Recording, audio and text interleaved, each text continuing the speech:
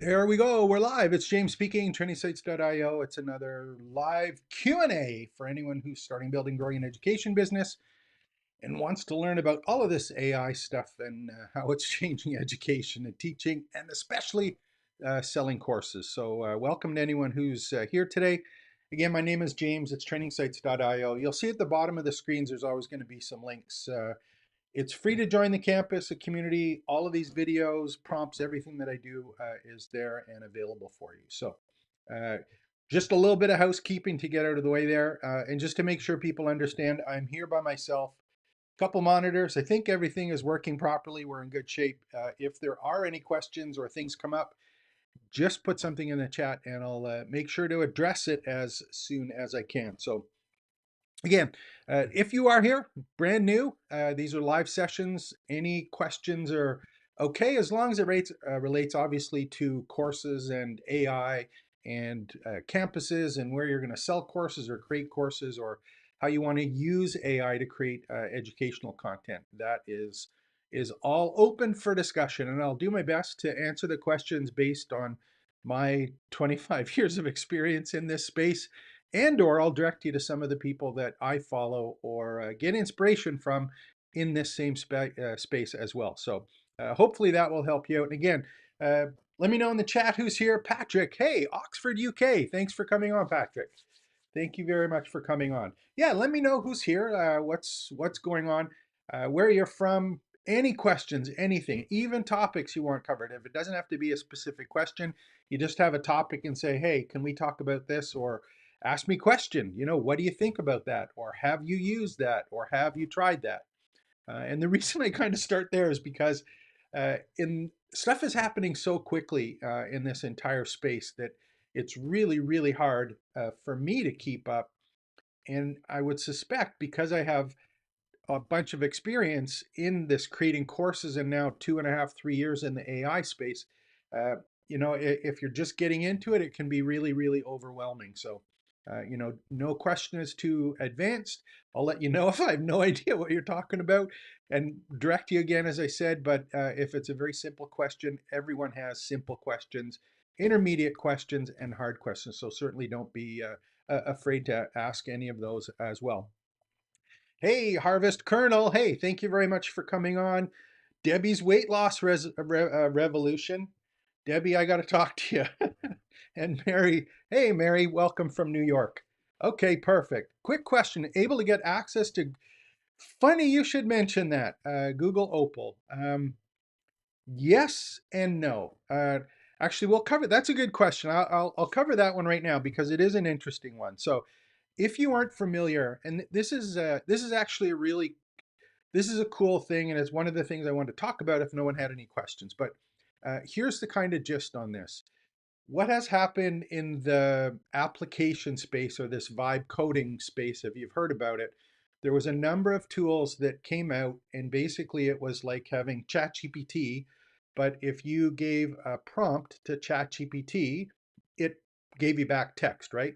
So what this thing about vibe coding was, is there was a couple apps that came out that you could basically just chat with the tool, and instead of giving you text back, excuse me, it actually created an application.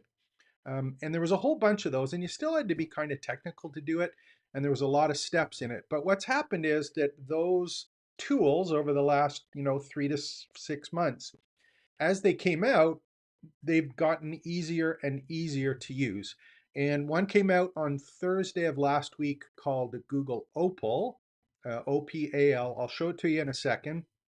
And the problem for me personally is that I'm in Canada, and of course, it's only available in the United States right now, so we can't use it. I did a video yesterday actually going over some of the demos that I have seen and the announcements to tell you why I think it's really cool and it's important. And that's actually a video that I have coming up, kind of going through that. And I can show you my notes that we actually went over this. But the reason it's important is because instead of this vibe coding thing where you wanted to create a big complex app, what's happening is you can have simple processes or little mini apps. They call them mini apps. They're almost kind of agents for me. I don't know if apps is the right term, but they call them mini apps. And basically what happens is you just use that text prompt again, and it basically creates the mini apps.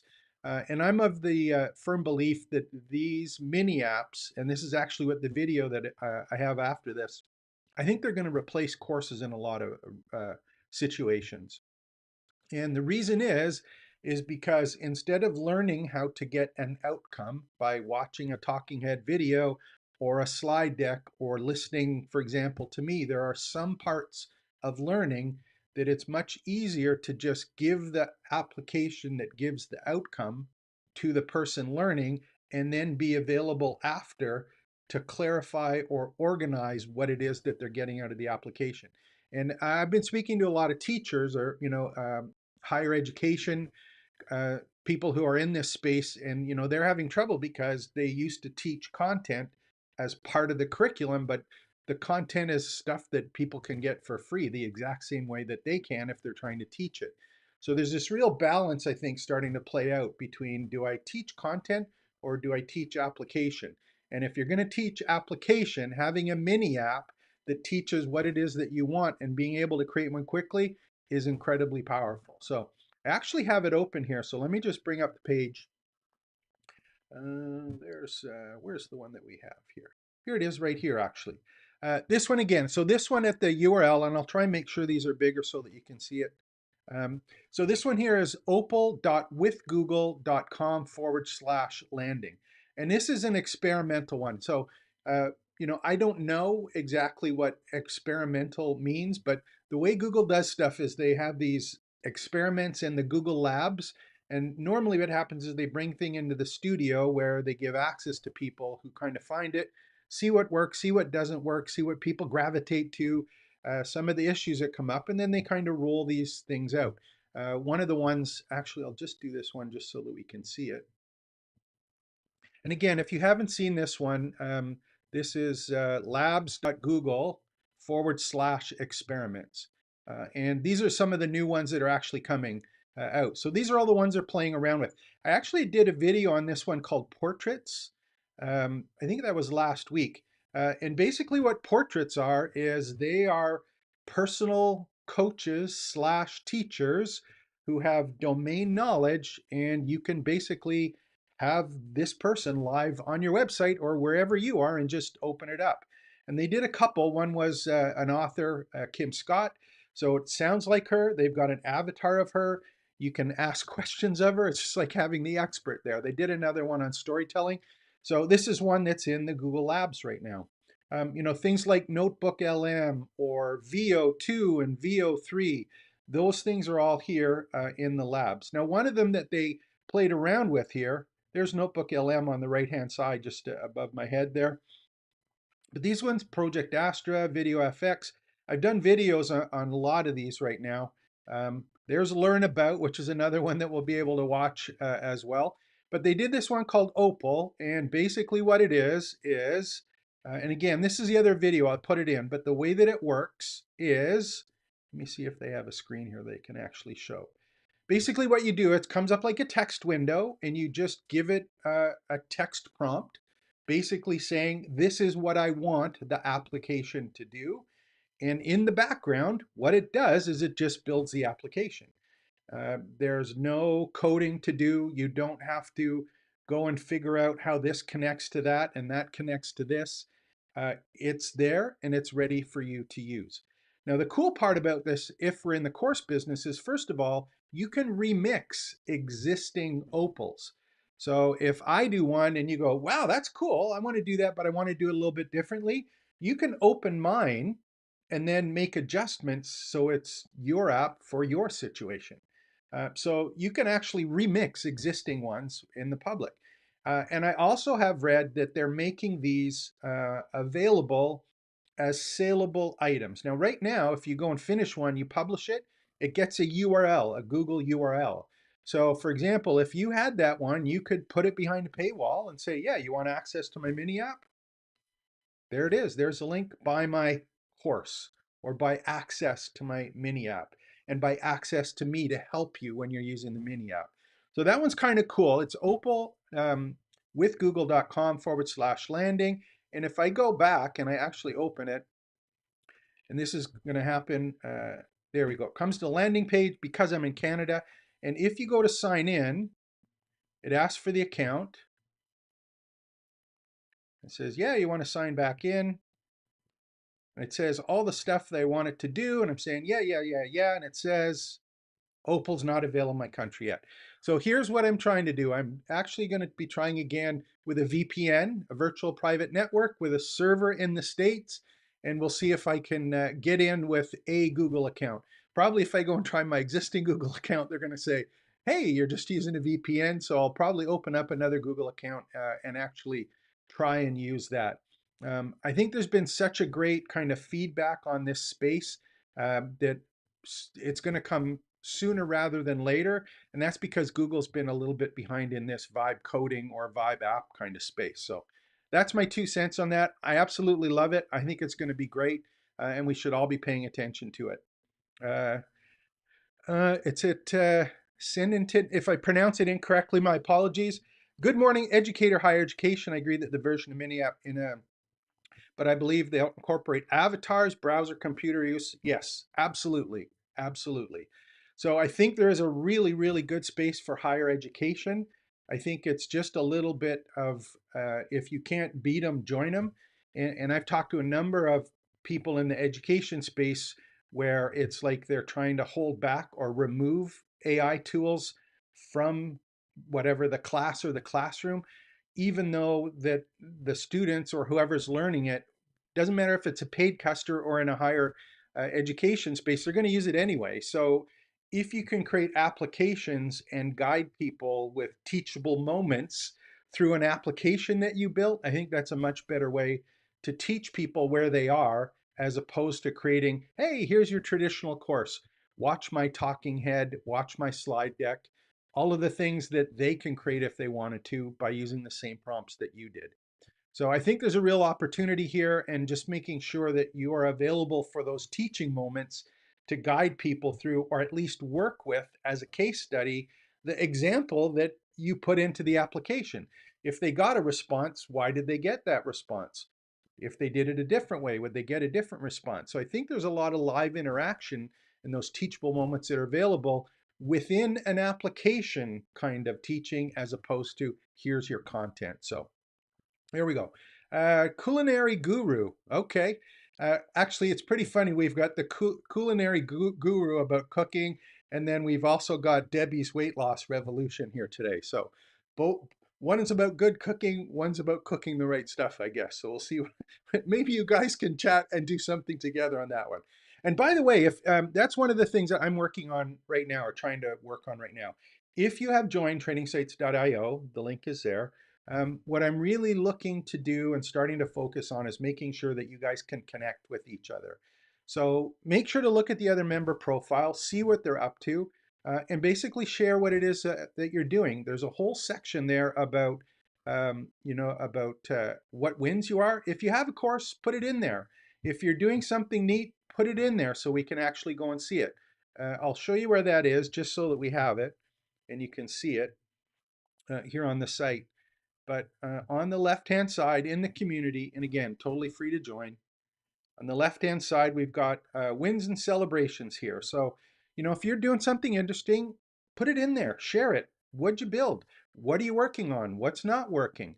That kind of thing, put it in here and don't be afraid to celebrate it. And if you see someone else as a member up in the top here, take a look at their profile and say, hey, what's going on? Is that something that I would like to partner with, or are they in a similar one, something that's working along those lines? So there's hopefully that kind of helps on that space. Let me just go back and make sure. So we got, let me just do these other ones here. And again, any question is open season. Notebook LM video overview. That's a brand new one. Haven't done a video on that one. Yeah. Incorporate avatars browsers. I'm going to talk about that one in a minute too as well, again, because there's some other cool stuff. Denise Springer, how do you see this being used for mental health, grief education, and counseling? Okay. So here's one of the things I just want to talk about with the higher education. And I've said this a whole bunch of times because I am not a formally trained teacher. So some of the terms about that higher educators or the people that I'm dealing with use, um, if I if I explain it a different way or it doesn't agree with that particular thing, please let me know. You know, terms like scaffolding and all of the ones that you may learn in teacher college, I'm just learning how to apply those or explain them coming from the opposite end of a, you know, digital marketing course creator. So I agree with you. Avatars are going to be really, really important. And in fact, if you haven't already, I'm going to show you two. I'll open up on YouTube here. I'll show you two people who are doing avatars like extensively now on YouTube. And I'll open these ones up. And these are people that I follow on YouTube. And we'll do one here. Where's this one here? And the reason I'm doing this is about avatars. So we've got where's Julia McCoy? There it is. So there's a lady here by the name of Julia McCoy right here. And again, I'll put her link in her channel below. But she has a really interesting channel, and she has a larger company that came from the agency side, but her company is heavily involved with larger companies, like business to business companies. And she basically does these sessions, and they're really, really good videos about AI and how it fits into things. Now, the thing that's interesting about this channel, speaking of avatars, is if you go and open any of these, and if I go and open these once, OpenAI has an internal experimental model. I'm just going to open one up here so we see her. And hopefully we'll get one we can see her here. Of course, there's not one that's showing up right away. The reason I wanted to show her to you is because she's not real. It's an avatar. It's not. It's not. It's not her. So there she is. There. She's going to come in a second. So this is an avatar that she has, and every video that she does, uh, they're edited, but it's not her. She's never on camera. So this is a personal avatar that looks like her, that sounds like her, and basically she's creating educational content without that fear of being on camera. And again, of course, she has to basically say, hey, this isn't necessarily me, but it's there, and she can put great content out very, very quickly. There's another gentleman that I call, and his name's just left me, but he used to do videos on a regular basis on YouTube. He's now gone completely to an avatar. So there is an opportunity, I think, for avatars in terms of being able to present content and or ideas. From that perspective, I think it's really, really cool and something for marketing your business. Now, having said that, I think there's another kind of avatar that is going to be even more important, and that's like a coaching or teaching avatar, which is actually an independent person that isn't an avatar that was created to replace or just uh, reproduce a script or something that was done. So two things have happened here. The first one is remember this one here where I showed you earlier, this portraits? If you go take a look at this one, and again, there's a couple of them that are open. Let me just see if I can get it to open for us. Yeah, so this one again, it's limited access for some people, but if you go and take a look at that one and there's just do a search on Google Portraits, basically what it is, it's like an avatar that comes up, but it is trained specifically on its domain area of expertise. And what's happening here is they're allowing people to create their own avatar, and that avatar that looks like you and sounds like you can have access to your personal data, all your expertise, and it's like having a one-on-one person there. And if someone comes to your site, someone comes to your campus, someone comes to your space, they can interact in person with your particular avatar. And the avatar is going to respond first based on your knowledge. So that's kind of the first one that's coming out. There's another one that came out with Grok Point 4. And the only reason I'm mentioning this is where I saw it. And I don't know if it'll show up here, but they have Grok Point 4 and they have one called Companions. I think I don't know if it comes up on these ones right here. Yeah, there's one called Companions. Maybe it's companions.grok.com. But the way Companions work is I don't know why they did it, but it's kind of the adult spaces, these companions. but these are avatars that are basically meant to be a friend to anyone, and it is like a one-on-one personal relationship with a digital avatar. So we got one hand, we got this personal part where we've got personal avatars that are trained to respond and interact with you like a real person. And then we have these other avatars that are now starting to come out like coaches, like experts that are one-on-one where we can have conversations with them instead of the actual person, and is being trained on the stuff that they actually do. And I think this is going to happen really quickly over the next 4 to 6 months, where we're going to see this kind of stuff become commonplace. So there's a whole bunch of questions, obviously, around how do you prepare yourself for that. But if you're thinking, hey, I'm just going to create a course, everything's going to be perfect, I'm going to be a multimillionaire because I have a course with a talking head and a slide deck, and then you have people who are coming out with avatars that can be anywhere that answer all the questions that you have, irrespective of some static content that you put together 3 months ago, we're going to have some problems. At least that's my opinion. So we'll actually see what happens there. So I'm really pumped on avatars. They're starting to come out. Um, Two other things I'll mention on that one, and these are ones you can certainly check on as well. Let me just make sure. Hopefully that helps. Yeah. Hey, Jen, just checking that one out earlier again. We'll talk about that. Mental health, grief, and education counseling. So Denise, that's the one of the ones where like Grok did it for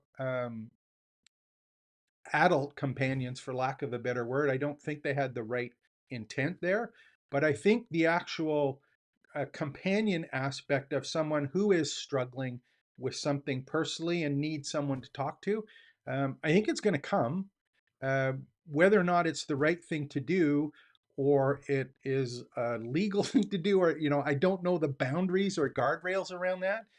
But I would suspect that that's something that is going to happen. And there's going to be a whole bunch of a discussion around the fact that it's like, hey, you have to get people out interacting with real people, not necessarily digital avatars or virtual people. So I think it's going to come. It's going to come rather quickly. It's not hard to train the agents now. It's more about how are you going to deliver it? What's the interface to being able to deliver it by? And I think I've covered that in a couple other videos, that there is a big shift in the whole AI space, and this is for people who train or teach. We started off obviously at the beginning of this year with do your text prompt. I did a video about Google 2.0 Flash at the time, which was moving to multimodal, so it could see your video, could see what was in your screen, it could hear your voice and interact, getting multimodal. And then that was on your smartphone. So you weren't limited to your desktop, you had your smartphone. There's other tools like I think it's called Notebook, not Notebook LM, but Notepad or Notebook that you basically wear as a microphone. You can talk to it and record stuff. There's another one called Claude, I think it is, and it basically records your conversations. You've got the Android XLR glasses where you've basically got Gemini built into your eyeglasses with a microphone. You've got the glasses from Meta. So the way to interact with avatars and other people and have conversations with other people that are there, we're not limited to just a text box anymore. That whole interface is changing quickly. So I think, yes, that avatar space is going to be huge sooner rather than later. And there's going to be a whole bunch of applications for it. And I think teaching is one of the big ones that we're going to be able to have to get our head around, because in the big picture, any of these avatars are designed to be one-to-one. So if you do a course and you think you're creating a course for 100 people or 50 people, or you have a course you want to sell as a digital product, and you think, yeah, I'll sell thousands of seats. So you have the situation where you got a static course to sell to 1,000 people, or you have a digital avatar that will answer any of the questions that each individual buyer of the course or buyer, student in the course can have their personal questions. So that whole idea of personalization with content and application of stuff, that is changing really, really quickly. So that part's going to be, kind of cool moving through that. Um, okay, Harvest, there we go. Thank you very much. So, mental health, grief education, and counseling. Yeah, I don't know the guardrails. That's going to be an interesting one to see what's happened here. There we go. Let me just see other questions here, other stuff coming on. Is this making sense? Announcements a bit pricey, worth it. Okay, so here's one here. Let me just go back to this one here. I wanted to go up, there was one earlier. Notebook LM video overview. Okay, uh, let me just open this one up. I don't know. Let me see if we have this one here. Actually, I'm going to talk about Notebook LM for a second because there's one thing I did. I did a video on Saturday, I think, of last week, and hopefully I'll show it to you. I'll show it to you right now because it has to do with notebooks. So let me just open this one up here.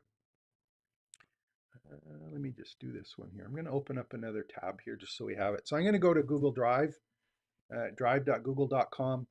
And you'll notice on the right-hand side here, you'll notice that I have Gemini built into Google Drive. So I think I was talking, one of the people that are on here, I was showing this yesterday. So when you go to Notebook, and I'll open up Notebook in a second, what happens is you basically have a place where you can add or upload all of your research data, right? So that Notebook LM has access to that. And you can basically use Gemini to talk or interface with the content. What they've done with this one is in Google Drive, they've put Gemini in on Google Drive, and you can basically go to a folder or a particular page and or document, and you can interact with it here right in Google Drive. You don't have to go to Notebook LM. You can summarize a folder, you can summarize a drive, you can move files around. There's a whole bunch of things that are available to do here. You can have your documents here and say, create a syllabus, create a course outline, create a video script that I can use, create Google Sheets from it, or, look at it, the documents that are in there, and, do a spreadsheet of stuff. So it has all of the Gemini features that are directly in here working on the drive instead of taking that stuff and putting it over into Notebook LM. So this is one of the things that Google does really well, is kind of embedding Gemini in everything. So that was one that I just started using, and I really quite like. So let's do the notebooklmgoogle.com. So let me go here, and on this one, so if you haven't seen this before, I'll just open this up.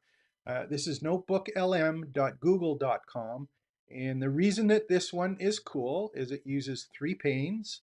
And I think I've got this zoomed up a little bit, but on the left-hand side, you can add or upload all sorts of documents or YouTube videos that you have, and you can basically go in and add, I think right now, it used to be 50, but right now I think it's 200. So you can have 200 resources that are there.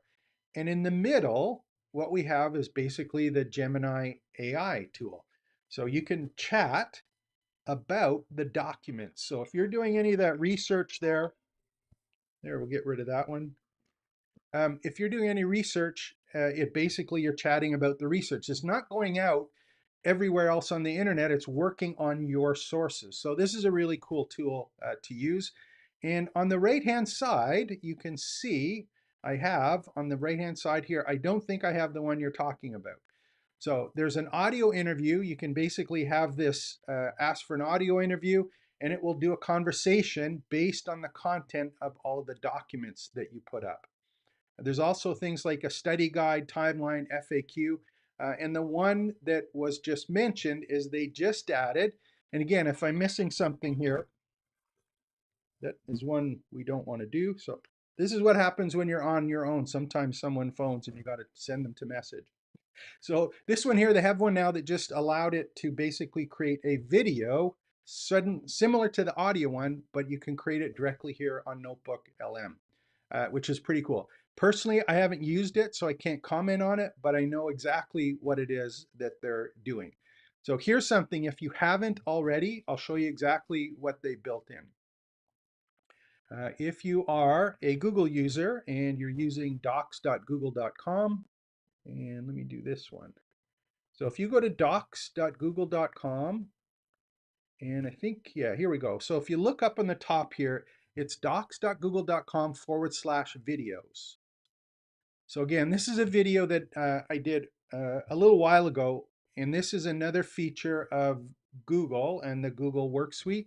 But one of the things that you can do on this one is you can basically upload some documents and say to Google, what I want you to do is create a video. And in fact, that's what it does. And one of the ones that I did as an example, uh, Where's one here? A good one. This is one I did on pickleball. So this is basically, I gave it some information about pickleball and some ideas in a document. And what it did is it actually created the video. And it may muck up the sound. We may get some sound feedback here. I don't have my headphones in, but I'll just play it for a sec. So In this video, we'll provide you with a quick guide to pickleball, including its basics, rules, and some fundamental techniques. So that's just an example of what they did. Google Vids did. And again, that's from a document. My understanding is what they've done is Notebook LM, they've put this feature, kind of added it to Notebook LM, which is kind of cool. And of course, the other thing is now they've got VO2 and VO3, the text to video generator. I think we're going to see a lot more of that integrated packaging of all of those particular pieces. So yeah, if you're playing around with that, go try that. It's free, docs.google.com/videos. And that one would, be something if you need to have videos to be able to put them in, you can play around them and you can edit them as much as you want. This one was a minute and 36 seconds long. I don't think there's a limit to them. And all of the images, all of the voices, everything was done for me. If I wanted to do it in my own voice, then yeah, what you're gonna have to do is pick up, for example, a product like HeyGen. And HeyGen is an avatar platform. And if you haven't seen this one before, it basically allows you to create a personal avatar. I think so Julia McCoy and can't remember the other guy's name right now, but basically it's an avatar that looks like you and you can get it to sound like you. You basically give it a text script and or upload audio that you recorded from a text script in another tool like 11 Labs, and it basically creates the video for you. And you can start for free to get playing around with it, and they do have a creator one that's here and then some team ones. And you can create unlimited videos and videos up to 30 minutes. So, if you want to create content, you're afraid to be in front of the camera, you want to start with an avatar, you want it to look like you and sound like you, there's certainly an opportunity for you to do that. The only downside, of course, is if you were doing a live Q&A like today, it's going to be kind of difficult to be able to use your avatar. And I haven't seen one actually that allows you to do that live on the fly to be able to sound like you or sound someone else there. So um, yeah, so for the Notebook LM video overview, I'm looking forward to trying that one personally. I wouldn't be surprised if it works exactly the same. And if you have, share in the comments that this is what it works like, but it would be something similar to that based on the content that you've actually uploaded. Okay, so there we go. Great Gen digital avatar. I use my avatar. Online course announcements, updates, a bit pricey, but worth it. Yeah, thanks for that one. Okay, so briefly about the content organization process. In my academic life, I exclusively use Google Drive and Notebook LM, and I've since purchased Recall.ai, which is one that I do not use, but I have heard a lot of other people that do use it. Um, so let me yeah, we'll talk about that one for a second. And if you have really, really good answers about that, please go to the general discussion or the tools and services at the training site and get in there. Like, please get in there and go to tools and resources and start sharing them, because this is a huge problem I think for everyone who is in the AI space now, is that we get so much information put together that it's often difficult to be able to not only organize it but work with other people on it. So I can show you what I do and what I have been doing. Is it the right way? I have no idea. I think we all have to have some kind of system though that allows us to keep track of it. And for me specifically, there's a couple things that I've been doing on this rightly or wrongly, and I'll just kind of show you what's on this one. So I do have on my campus, I have a tool called Fluent Board. So Fluent is the same one that I have for all of the stuff that I do. Let me just do YouTube videos here. So I'm going to open up, this is basically a project that I have. And the way that I do this one is I don't know if I can make it a little bit bigger for you guys to see here. Yeah. So basically what I do with this one is that I keep track of the ideas that I have for YouTube as individual projects in or tasks in my board. So in this one, I have a Kanban board. I can do titles and outlines, just ideas, has a title and outline, what's scheduled, what's in progress, what's marketing and launch. So I have a little bit of a process put together here. And what I try and do on these ones is, in my case, I try and keep these organized, and I try and add any additional assets or links that I have about the project, and I try and keep them there. So the reason that I do it this way is because I'm not necessarily the only person that is either adding or commenting or working on this particular video.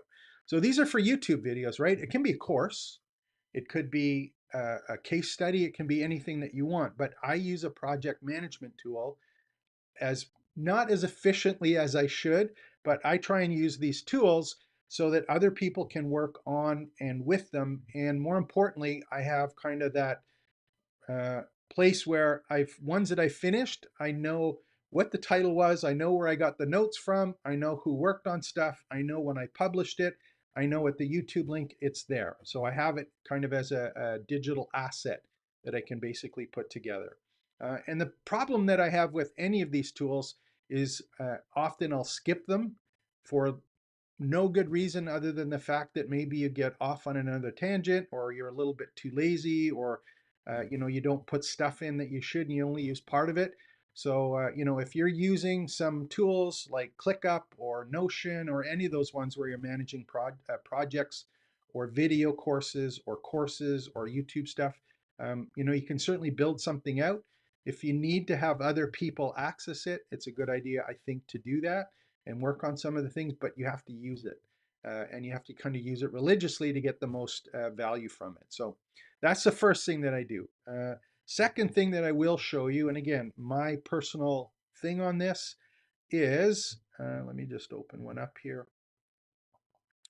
Yeah, so I'll show you kind of in behind the scenes on the way that I do it right now. Let me just see if I can get this to show up bigger for us. There we go. So in my particular case, I have YouTube videos. I treat each individual video in its separate folder. And what I'll do with that one is, let me just see if this one's a good one to open up. That one just has a PDF. I didn't do a good job with that one. There. So here's one, for example, that'll open up a little bit. So um, I basically have a whole bunch of Google Docs that I put together from research that I did. I have a PDF that was done there. I have my thumbnail and image that's there. I have some additional ones, and I actually have the YouTube video that I recorded that was there. So that is my one place where I keep the documents for that particular YouTube video. So I break it down YouTube videos, and I have each individual one has its own folder, and I keep those on Google Drive. So anytime I do something in ChatGPT, what I try and do is keep my own folder in a project for courses, what have you, and any of the chats that I have about a specific YouTube video or a specific one, I keep as an individual project. And again, if you haven't seen projects on, we'll open this one up on Claude and or there's one there. There's one I was just doing. I'll show you this. This is about Opal actually. So I can show you the notes I did on Opal, which is kind of cool because I actually had Claude create some mini apps to actually show how it would work. So that's what the other video is about. That's what I was basically putting together before this one came on. But for this one here, as an example, if I open it up, I have a folder for the titles and research. And then each of, in my case, videos, I have its a project, but I have it as a chat, and I keep each chat put together for these particular ones. So that's how I do it. Is there a right way? I don't know. There is that tool, Recall. I've seen it. I have not used it. If you could, it would be great if you could go put it into into the tools and services. Just share a little bit about it, some of the links, maybe stuff that you've done. That would be great to actually see how you ended up using it and putting it together. So, yeah, that one's kind of cool. it's a tough question, and I think it's even going to get harder moving with all of this additional content or research that we're doing. And I think that's the other big question, right? When you think of it, if we're doing all of this research, creating courses, and all of the people that we're teaching or selling our courses to or selling our content is doing the same thing, is it really important to do the research anymore? Is it really important to actually save the research? I don't know. Like the content is there already. It's just how do I make what I need available when I need it? And that's one of the reasons I think things like mini apps or the listing of tasks that you're doing or the steps a part of your process, being able to have a little app for that to get the outcome instead of figuring out a whole bunch of contact content and how that puts together. I think it's going to be kind of cool to see how that kind of fits in. So there we go. Course-wide structure in which each course includes a detailed framework, a sub-framework, and specific subtopics. Okay, let me just go back first. So what about content docs, spreadsheets, and video files? Talk about content. Yeah, so let me talk about this one first. Content docs, spreadsheets, and video files. If they're working ones, I generally put them in the Google Drive. If they are finished ones, if I remember, I will put them into the project. So the way I kind of try and keep it is that my project, each individual video or course, I try and keep the finished documents and or pieces in a separate area or separate task of them there. And I just use Google Drive for kind of dumping my stuff in before it gets organized. And the cool thing is, of course, is now, and again, if you haven't used this, let me just see if it's in, if you haven't used this one, this is the other cool thing that we'll do. So I'm here, I'm just gonna open up, this is in Claude again. I think it does the both now, either one, but if I go and open up a new chat, so I'll just open up a new chat here. And if I go on the plus sign, I have here on the bottom, it says add from, read, read and send messages. But I also have one here. And where is the one? Let me just see if it's in settings. I forget where it is here. Yeah, okay. So here's one here where I have file system at the bottom. So what this means is that if I want to work on a particular document or documents that I have in a folder, instead of having to normally upload the documents, this is available now in Claude that says, take a look at this folder, and in that folder, all of the prompts that you do are based on the content of the folder. So this is a really cool way to be able to specifically interact with content about a course or a lesson or something that you've organized in some kind of foldering system.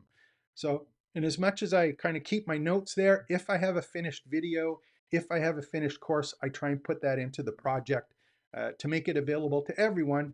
And often it's just nice to know where the projects are and be able to see which ones I did, which ones I finished, where are they in the particular list. So yeah, different ways of doing it. Very, very cool.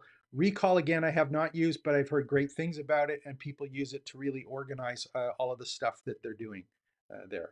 And again, if I think I did a video on this one. These are called connectors. Those ones I was just showing you. Just do a search for connectors, Claude connectors, and these are the ones that allow you to do these particular things. So I'll just show it to you quickly. This is that stuff if you hear MCP or Model Context Protocol. These are built-in ones that basically allow Claude to connect tools outside of itself. And they have these desktop extensions, which are the other ones, for example, like being able to do the file system or Apple Notes or messages or actually control your browser or actually your Mac. So these connectors are available. There's hundreds of them available now. I'm betting that, next month at the end of August, there might be thousands of these available now.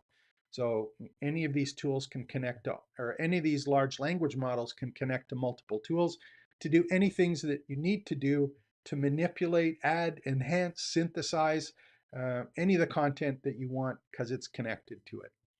And those are called connectors, Claude connectors. Yeah, so let me go. I just remembered something and I'll talk about it for a second. Again, if you have questions about this, I know I get ranting sometimes just because it's so exciting. Put the questions in. I'll do my best to to kind of look at that. And I will get to the framework part in a second.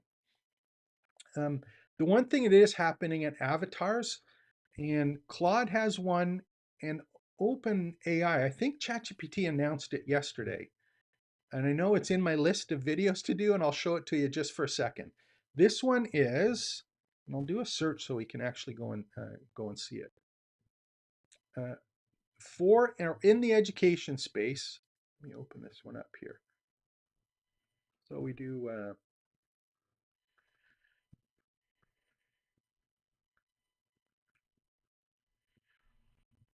Yeah, so here's one here that's happened. So in the avatars, one of the things they've got introducing study mode is OpenAI. That was one day ago yesterday.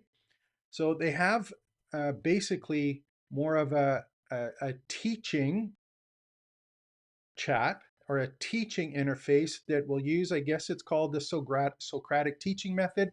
So basically, instead of you prompting as as the user, it will actually question you about why you prompted or how you came up with an idea or any of those non-traditional responses you would get from a particular piece. So you'll be able to do that. It's like, help me with feedback. And why did you do that? How did you do that?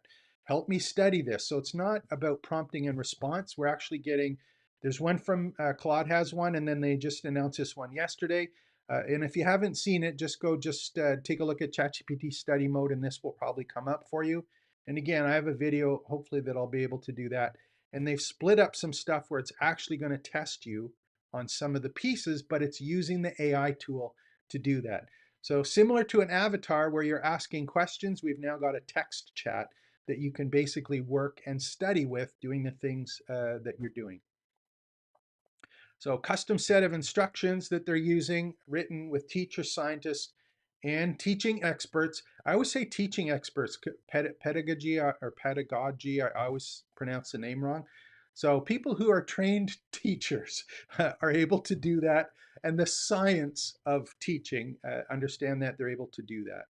So that one's pretty cool, and those are the things that are happening again. So if you're thinking of where do I fit in as a teacher and or a course creator, we're getting these tools. They're coming end of the year. Where do you think you're going to be? Where do you think the course content creation business is going to be? Are you going to have an avatar? Are you going to be able to interact or be able to put yourself as that uh, having teaching moments or the guide for the people that you're teaching in your course and or your actual classes? So pretty cool stuff there. I just wanted to mention that one because it's kind of in the avatar space, but not. So here's the one. Okay, so can you clarify, culinary guru? So can you clarify if you're recommending a course-wise structure, where would each course include a detailed framework and sub-framework with specific subtopics? Okay, so I don't think there's a simple answer that I can give you on that. Obviously, because I don't know your topic, the way that you teach, the purpose, the outcome, that kind of thing that you want. But having said that, there's a couple things that maybe we can talk about just for fun. So these are ones I'll talk about these just for a second, so you can kind of think where my head's at that. Whenever I don't know what to do, um, what I 99 times out of 100, I will basically go and ask the question of ChatGPT to give me a prompt to find out the answer. And this is a practice that we went through yesterday in the campus VIPs at trainingsites.io. We actually did this live. But if you have a specific outcome, you have to try and figure out, if I have this outcome from my course, from my lesson, like what is it that people are going to get at the end of it? What is it that I want them to actually do? If it's just to have some content, yeah, if that's the purpose of it, that's cool. But even if it's an outcome, it's like, what do I need them to have to do, or tasks that they need to complete, or process that they need to follow to be able to do that? So as far as I'm looking at frameworks right now, I will, again, I'll show you this one as well so that we have it. Let me just go to the right page here, because I just actually did use my framework prompt, and I'll show it to you so that you have it. when we're doing this. So again, if you haven't seen this before, I have a library of a bunch of these frameworks that I put together, and this is again available to you as well. So I have the teach prompt framework, and again, if you click on that one, you'll see there's a bunch of them there. And this is about, how to actually put together, when you're teaching stuff, this is a whole bunch of prompts that you can use to put together. Um, the one that's a little bit of a newer one here is the teach, apply, coach one. So this is just a simple way to basically think about how am I going to teach things now when there's AI involved. And that middle one is about AI, right? So ask each student to use AI to generate or prototype something real.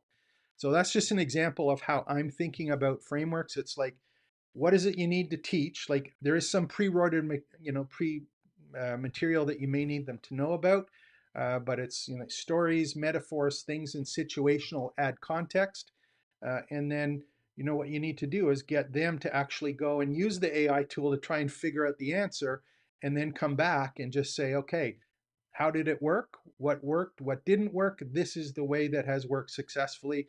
This is the way that you might want to consider doing it in the future, like what to keep, what's wrong, what doesn't work, that kind of thing. So there's an example where I have a framework, but do I make an entire course out of that and subtopics, or is it kind of standalone on its own?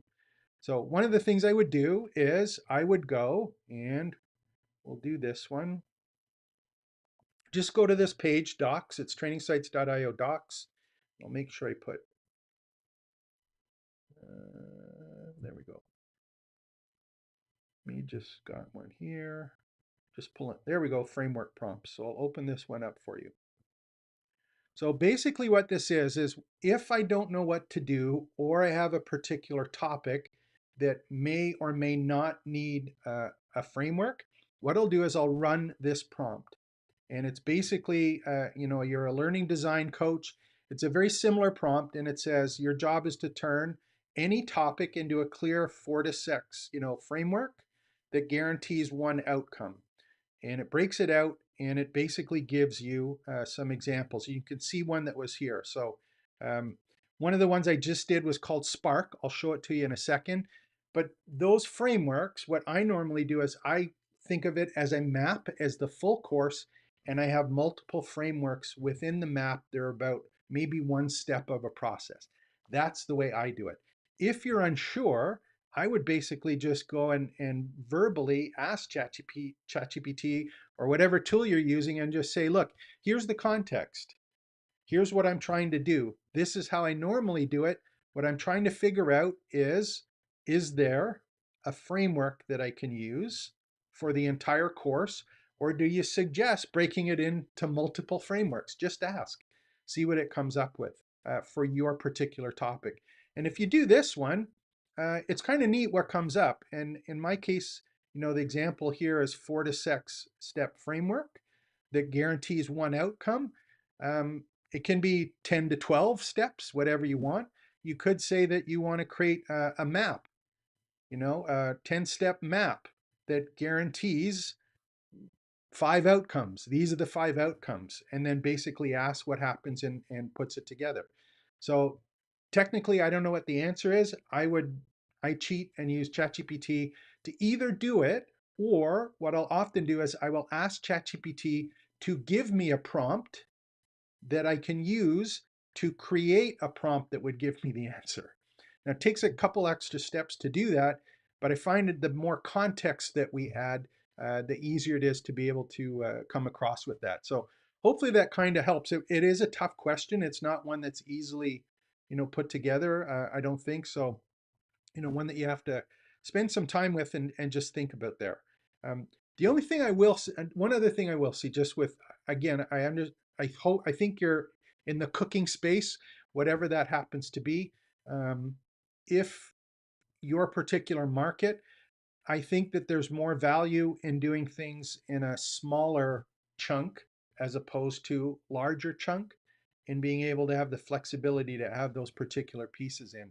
So if you can have simple frameworks that people can apply in groupings of topics, that might be something kind of consider, and chunk it up and chunk it down. Especially when people have the ability, then they usually have one question, right? It's like, how come my scrambled eggs are awful? Again, I'm out of context here maybe, but any question that they have, it's often not how do I cook the entire meal? It's like, how do I do this one piece of it? So being able to have kind of little checklists or things that happen in terms of a framework and teaching them how to apply the framework for that piece or across multiple pieces might be some value for doing that one. So hopefully that helps a little bit. Okay. Tools and services, perfect. Course-wise structure. Any other questions there? Make sure to put them on. Self-creating content organization gets so complex. I'm wondering whether self-tailored or self-coded agents can help us through that. Patrick, that's a wonderful question. If you're able to build one, that would be a really cool idea. I'm sure people would be able to do that. And I think that's a great example of something that if you want to create a mini app that you want to put on a desktop or even have it as something that's public and be able to say here's a way to here's my content, organize it based on this, whether it be tags or something like that, being able to have it go through, take a look um, at all of the different pieces and see what happens. And in fact, I'm going to bring that up because let me just see one of the things here that I was doing. Yeah. Where's the one that I had? Yeah, this was a little presentation that I was talking about, I think earlier. Yeah, here we go. Here's the one you're going to hear this term, I think, sooner rather than later. So here's one here. This is a term called ambient agents or lurking. So when everyone talks about agents or apps, it's always like we have to initiate it, right? So the app fires when when we ask it to do something, or if we do something, then the agent asks on it. So these ones, and I've heard these ones a couple times now, as these ambient agents, and these are ones that are running in the background all of the time, but they have a specific series or step of tasks. So if, for example, you were just talking about, content organizational process gets so complex, it could be where we have a agent that watches the content that we create and dump into a hard drive, or that we post to a website, or that we send to people in our emails, and basically it just watches it, organizes it, puts it into filters, tags it, cleans it, fixes it up, gets rid of it, marks it as not important. But those ones are working in the background. So I've seen a couple people talking about that. Again, these ambient agents, agent swarms, these are the things that are kind of neat that are coming out. And I think that's probably a process or something that's going to happen, whether or not whether or not we like it through there. So what else we got here? More questions. What I got? 17 people on. First of all, thank you very much for coming on. These are open question and answer ones. If you have comments, questions, things you want to talk about, things that you've seen or not seen or are looking for, I'll do my best to help you out and see if I know about it, and or if I can direct you to some people that I think might know about it. If there's, let me know. More questions. Give me some more questions. Blown away. Thank you very much, Debbie. I appreciate that. I have some more really cool stuff in the video this afternoon. Give me a thumbs up or let me know if you actually want to see what I'm doing this afternoon, because it is pretty cool. And I will show you, because there's some really, really neat things happening in the mini app part with Opal, which is the one that was talked about. Hopefully I'll be able to get on to do a demo. I have some other demos that I've done in similar projects, and I'll basically, I could show you what's happening there and then how it's going to fit into Opal if you want. So yeah, so who's got some more questions? Let me know. What else we got here? Anyone else? Give me a thumbs up. There we go. Thumbs up. Perfect. You want to see that piece? Um, and let me, I want to just, before I show you, I just want to make sure that you know where I'm coming from when it comes to the level that everyone is at. Um, it's very, very not hard. It's just, it's something we all have to deal with, especially with the AI stuff, is that, I may know a whole bunch of tools. You may know a whole bunch of tools. I may do things one way or 12 ways. You may do something 17 ways or 18 ways. You may have different combinations. There's variations of all of these things at all levels. And I think the one thing that I personally try and focus on is that what are the things that I can use without getting overwhelmed that allow me to basically help people start these education businesses, build out content and educational processes that help them, and in many cases want to monetize them or create some kind of business from it. Now, I know some people don't want to, they just want to know, how do I leverage AI? So those are all the things that I look at, is how do I leverage stuff. Some people might be looking at it from, how do I leverage ChatGPT to create a quiz for me? Some people may be going like, how do I create an agent so that I can have all my content organized and I don't have to worry about it? There's such a wide swath of different options are there. And I think the really exciting part for me going through all of this with you is the things that I saw a year ago or a year and a half ago are not even close to what I'm seeing now in terms of how easy things are to do. And that Google Opal is a perfect example of it. It's a conversation that you have with a digital agent to get it to create an outcome by verbally talking to it, and or typing if you want. But it's doing this stuff in the background. It's not about coding anymore. It's not about learning coding languages. It's not about doing fancy text prompts and learning prompt engineering. The actual way that we interface with this stuff is getting easier and easier and easier. And what that does for all of us is it starts to level the field, that the technical knowledge isn't the part that's limiting. The part that's limiting is, what can you think of? What are the ideas that you have? What feedback do you get from the people that you're helping? And how can you use AI to leverage your expertise so that they can get the outcome that you're promising them moving forward, whether that's teaching them something or selling them something. So the playing field's leveling, which is really cool. Are we going to have to wait a little bit longer till it's perfect? Yeah, but keep on working at it, keep on thinking about it, and ask yourself, what is the outcome that I need to have or I want to be able to teach? And ask AI, what is the best way to do this? And how can you help me? Or what should I do to actually teach this outcome or bring it forward? So don't try and figure it out yourself.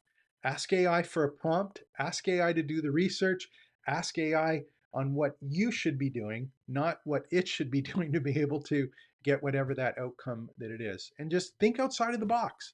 What are the things that we can do or not do? How can we change the way that we look at things to make it not only better, but more exciting for the people that we're trying to teach?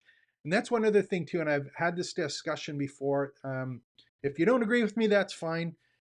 But I truly believe that content has no real value anyway, unless it is highly curated and or matched to some kind of process, or I call it a framework or workflow that it provides a particular outcome. So creating these applications, creating these workflows, creating these frameworks from your expertise, the more you can create, the more that you can talk about. Let people create content on their own. Give them the prompts, let them figure it out, but make sure that they're following your steps, the ones that you want to teach, in order to get something that you've gotten before or done before. So there's my little rant. Hopefully you enjoyed that, or it made sense to you. That's kind of where I'm at here. So what else we got for questions? And I'll go over some of the other ones. Google, yeah, I'm just scrolling down here. Let me see if we got some other ones here. Fluent future topic ideas. How do you approach YouTube? Pre-production, post-production, site integration. How to use in details, details, Fluent community, etc. Okay, that's a good one. I will show you this one kind of thing, and it's because I put it on the title, so I just want to make sure that I cover it today. What I was doing is I was having a really, really long conversation. In this case, it was with Claude. And it's because what's been happening for me is I'm getting more involved in all of the mini apps and the automations and all of those pieces, and not necessarily focusing on, how do you do a prompt to get a quiz or create a syllabus or create lesson content in the form of text. So I'm kind of evaluating all of those other different pieces. And one of the ones that I kind of did today is I was kind of playing around with it. And I think this one is kind of the neat thing. And it's about that tact that, teach, app, and coach. If I open this up a little bit so that we can see it, let me do it on the left-hand side too. So I'm looking at this whole mini app model now where it's not about creating course content. Like if I go look at courses and anyone who's out on YouTube selling courses or talking about courses, it's like, hey, here's how to create a course. And if you have the course and you put it on a website and you put it in an LMS, a learning management software, people will buy the course and get that content and be able to do something. And it's really about, asking someone to watch something or read something or listen to something, some content, and then hopefully learn it. Maybe they get quizzed on it to say they can repeat it or regurgitate it. Maybe they apply it, but they get stuck and they ask questions. So that's 99%. And again, I'm using that just out of ignorance. Whatever the percentage is, it's very high of the content that you will find in a lot of courses in the digital marketing space, especially if it's at the higher education space. I don't think that's accurate, but I don't have the exact details. So, that kind of process, I don't think works anymore because people are using AI anyway. So if you're teaching content and not the application of it, there's no value in it when people can create it. And I would suspect now that there's people that know how to use AI better than I do. So are they going to buy my course if they can do stuff better with prompts and have different background that they can basically just apply to extend themselves? I don't think so. So what I'm looking at doing is saying, how can I take mini apps that are about giving someone the outcome? So if they use this app, they get what it is that I was trying to teach them and basically give them the app and then basically have them go run the app and do the teaching part and the guiding part after they've run the app. So I've been running a whole bunch of different, kind of scenarios on that and examples of that. And then I've been breaking them down into which tool should they use for the mini app. And there's three different ones that are kind of important right now. So there's a couple of them called vibe marketing, which are basically where you have a text prompt and it builds out an application. I can show you one that I built here in the background. Where's that one here? I'm just going to pick one up here if I can find it. So yeah, here's one here. I had a Vimeo course creator that I put together. So this was an application that basically you put a YouTube video or a Vimeo video in, and it basically created a course on a YouTube Vimeo or playlist, for example. And you got to, course preferences. You could do things like, do you want it in short segment, standard, comprehensive? Is it a guided path or is it a, one that's open to everyone? Do you want it, what style do you want? Do you want it detailed, balanced, or concise? Do you want quizzes? How depth you want it, and it basically creates courses. So this is an app of one that I built that it was just a way to actually say, hey, build a course based on a YouTube video. I don't have to create the video as an instructor. I can find a playlist of someone else's content. So think of it from the perspective of a student, right? Do I go and pay for your course? I go and attend your course for how many lessons or what have you? Or do I find someone I like on YouTube or Vimeo and use an app to basically create a course of the content that is there that I want and the quizzes? It's basically an app, it's done for you. So that is a full app that is available. There's other ones, for example, another one that I did was with one called Bolt that I'm playing around with here. And this one is basically, again, another app. The thing that's nice with this is it's a little easier to use. So we've got this V.0 and Bolt, Lovable are actually create full apps that you can charge for. You can deploy on the internet. You can ask people to log in, that kind of thing. And it's just by chatting, you're able to create those. On the other one, there's N8N, which is agents or AI enabled agents. And those ones are really good for go and get this data, analyze it here, notify people. So it puts all these tools together, connects to tools. And then we have Opal, which is just a real simple way to do both of those things. So we've got the different groups of what's happening and the different pieces. So, the different strategies of many apps depending on what it is that you want to teach and then how to implement them. So these are some of the things that I'm thinking of, and just as examples, I was trying to figure out, if I was going to do, in my case, I did want an email marketing course. So let's say you were going to do an email marketing course, or how to cook Italian, or how to lose weight walking, as an example, or whatever your particular topic is. If you do traditional video or you do a 7-lesson course, I did this one example on email marketing mastery.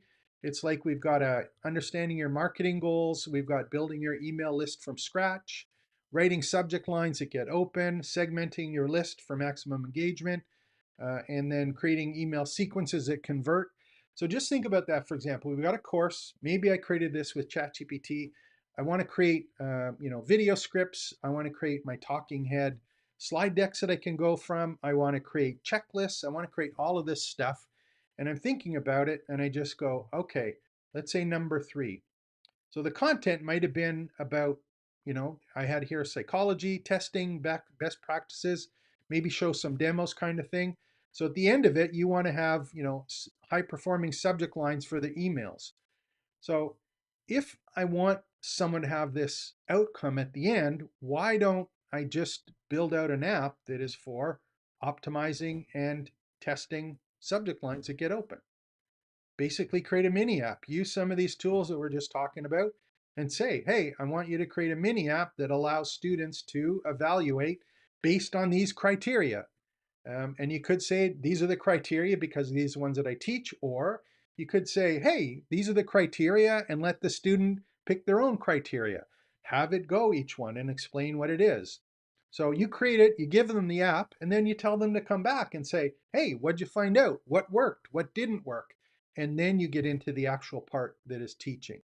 So I did a couple examples here. These are the ones that are coming out. So I'm thinking through this and I'm going, okay, so if I was someone that was going to actually teach this, would I want to teach with a talking head, or could I put together 3 or 4 of these mini apps with a text prompt that basically give them the outcome and then talk to them about the outcome that they got, as opposed to trying to teach them how to do it themselves if they're going to use AI anyway?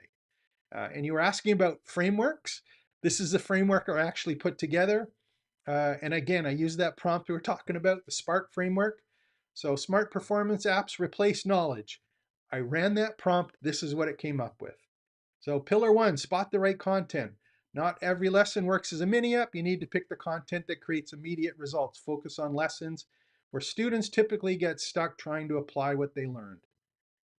And then pick your power tool. So which one are you going to use? Is it is it Opal, for lovable? Is it N8N for an automation? And then, expertise, reveal the teaching magic, and keep people coming back. And then, so that was just a framework that I put up. One try, that was all that I did on that particular one. So there's just a simple example where, we've got an app that can get in the way of creating traditional courses just by using some of the kind of tools that we're talking about. And just because I'm here, because I got one more thing, and hallucinate, I'll talk about that in a second. Here's one other thing that I did with Claude, and again, this is something that I highly recommend now, is, let me see if I can have one here that's open. Just going to get one that I can show that's actually open. Yeah, okay, so let's do this one. So this one here is, I was in Claude and I was talking about that Spark thing, right? Like how to evaluate which of the mini app tools that I should make to basically have things going. So what I did is I asked Claude, I said, create a dashboard that I could use to explain these particular pieces. And what it came up with was,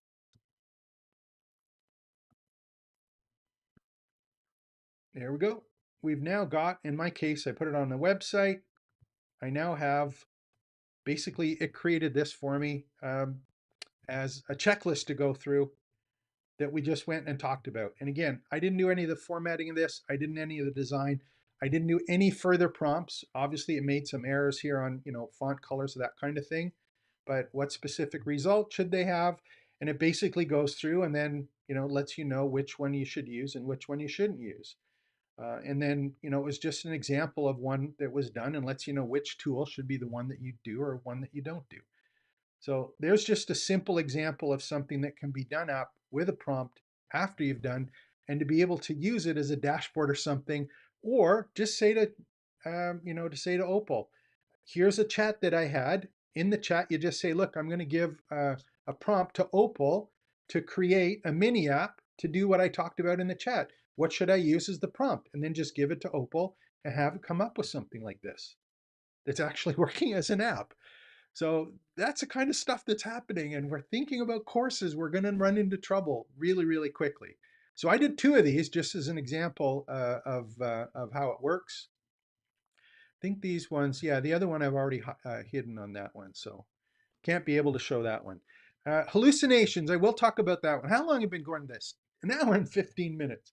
Again, sorry if I'm ranting or going on a little bit long. I get carried away on this stuff. Nathan Barry, let me just do this one. Okay. Nathan Barry podcast, he interviewed Jay Klaus, which did say that online courses were about to be overtaken by a more personalized AI experience. I thought, yeah, Jay Klaus had that one. I think I saw it was the end of last week, and it wasn't. He was being interviewed. And Jay Klaus, there's a couple other people that I follow that are all on Circle, which is kind of the other platform that looks very much like Fluent Community on WordPress, which is the one that I use. And yeah, that's I'm totally in agreement. That's what I've been talking about for the past 2 years, that the course stuff is dead. And I hope, that's my opinion. That's what I've seen. There are people in my space from the digital marketing background that have completely dropped courses. They're all in on community. And I think that why I sometimes call it a community and campus, the technical community definition is about having people networking with each other and learning from each other. I think a campus has a specific outcome that gets added to a community.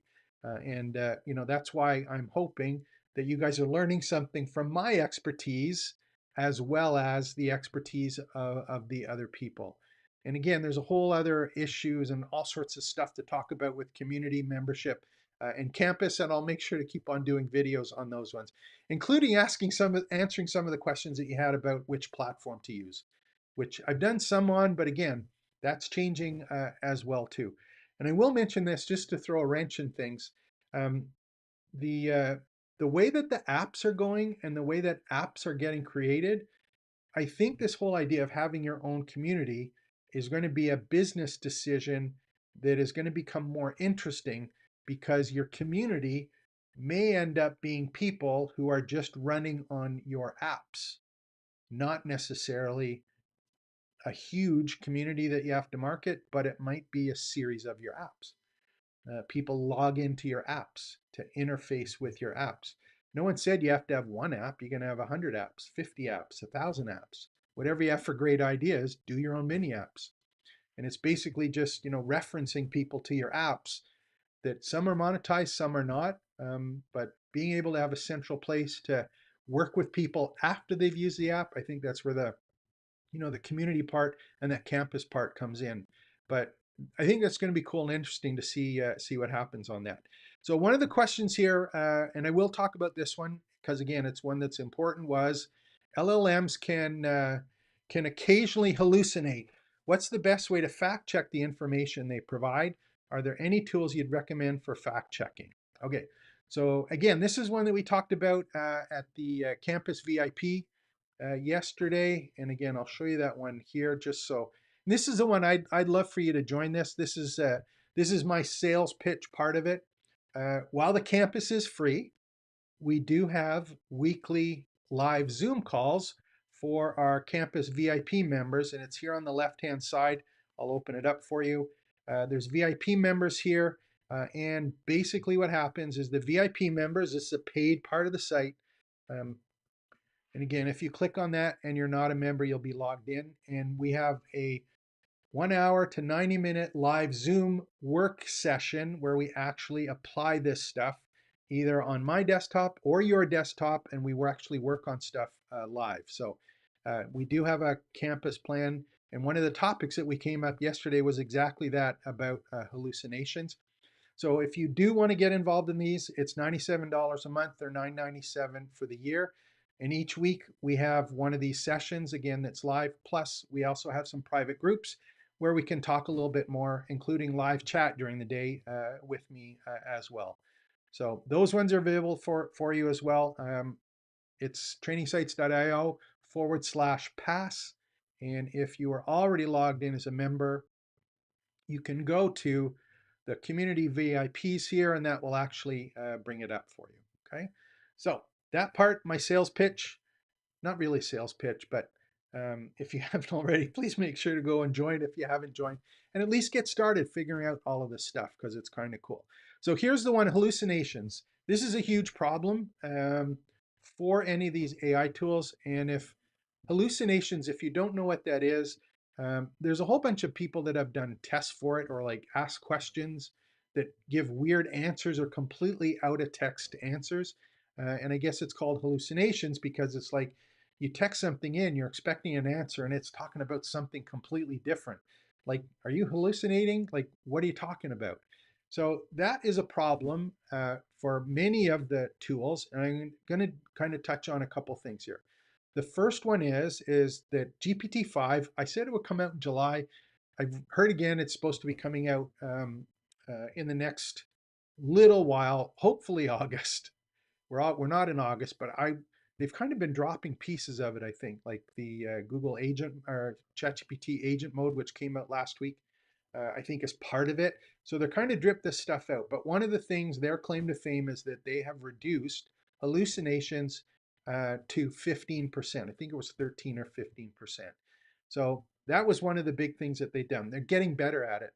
Some of the engines or some of the tools that I've used, and I think the other one was 4.5, so ChatGPT 4.5, some of the answers were just like, yeah, they weren't good. So if you're going and you're getting these answers, take it with a grain of salt. One of the things that I try and do personally is, especially if I'm doing something in one tool, I will copy and paste the response and give it to Claude or Gemini and just say, I asked Claude this question, it gave me this response. What do you think?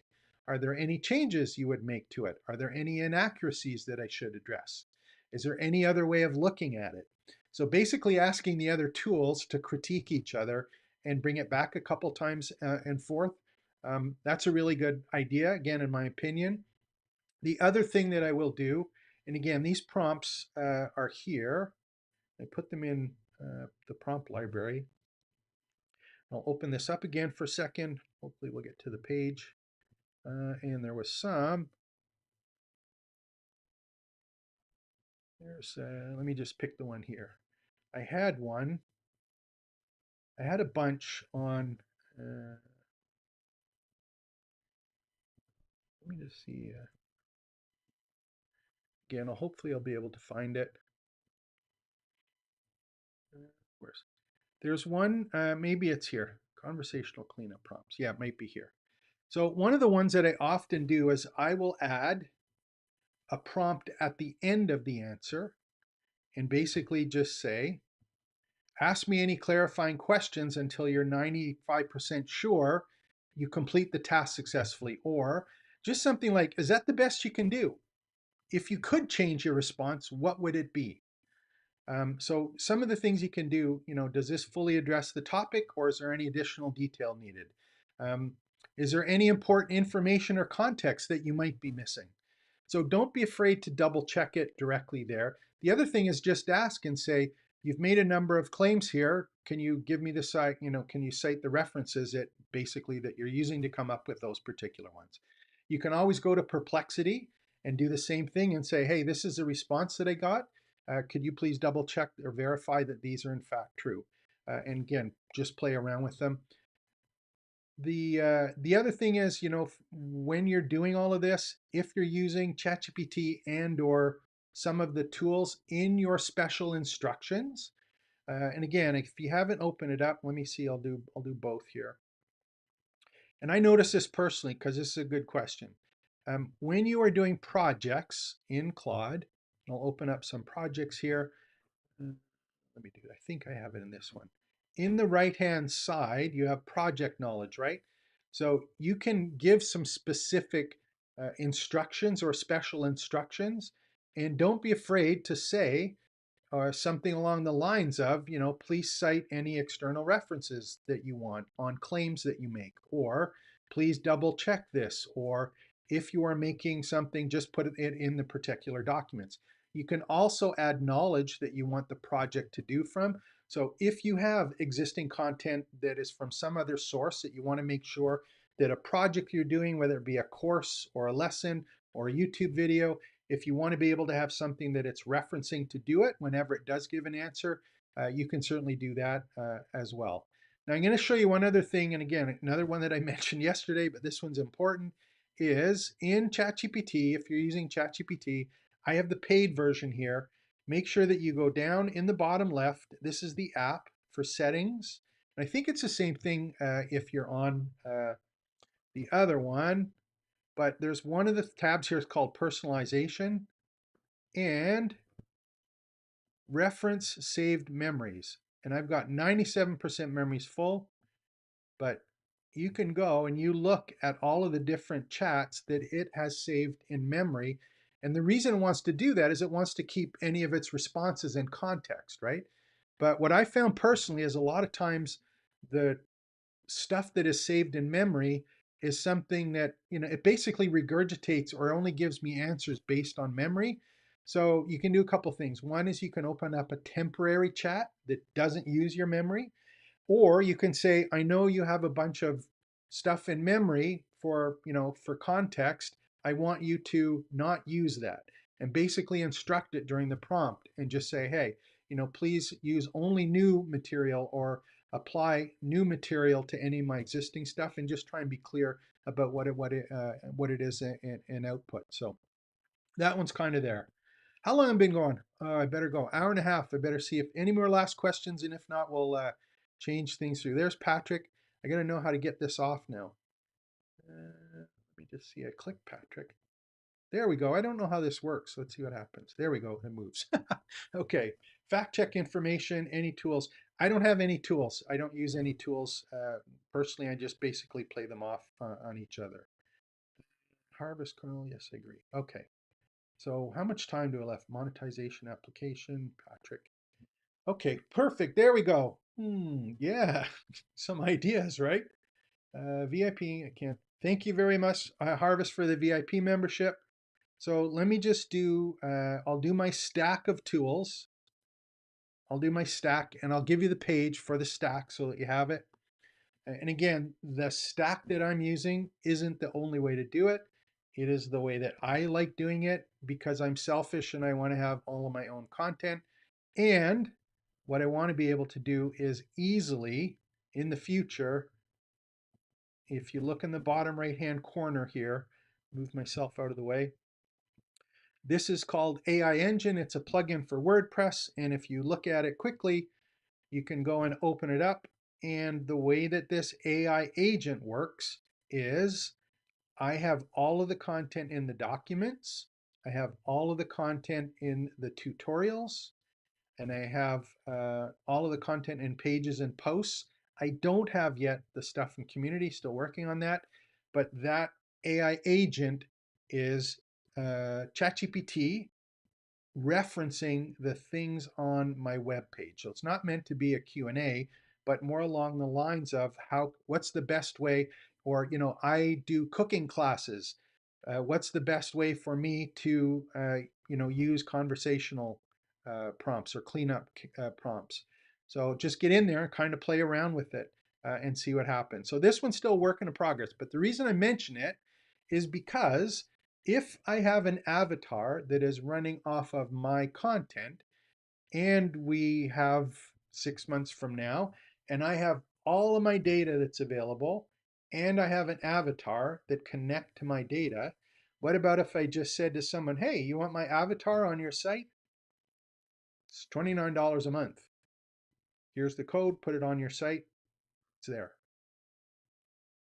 What about if I just license my avatar? Anyone can use it, just pay me a licensing fee. It's running on my data. That's why I personally like it. I think there's just a lot more flexibility in the future on that.